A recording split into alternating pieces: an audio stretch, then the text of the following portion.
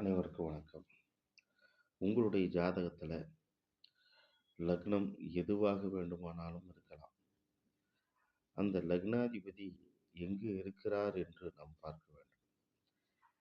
அந்த லக்னாதிபதி நில ராசிகளில் இருந்தார். நில ராசிகள் என்றால் 3 ராசிகள்.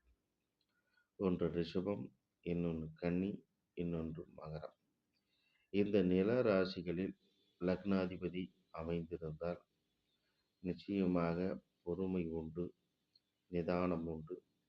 எதையும் பொறுமையாகவும் நிதானத்துடனும் அதை ஒரு ஃபோக்கஸ் பண்ணி அதை ஒரு பெரிய நல்ல நிலைக்கு கொண்டு போகக்கூடிய ஒரு அமைப்பு அந்த ஜாதகரிடம் விளங்குவதை உங்களை கண்ணால் பார்க்க முடியும்.